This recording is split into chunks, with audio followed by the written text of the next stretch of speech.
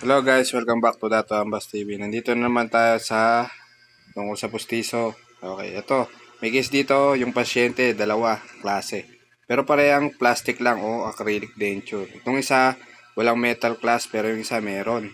Ito yung old denture niya, ngayon pinabago na. Kasi required sa trabaho nila na may metal yung plastic denture nila. Pero ngayon, nagpagawa siya ng flexible. Ito yung gawa natin na flexible denture. Advisable ang case niya sa flexible. Kasi anterior at yung likod, ang kulang ng ngipin.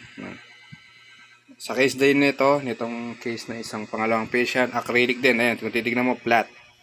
Pero nung ginawa, ito yung ordinary na pustiso niya.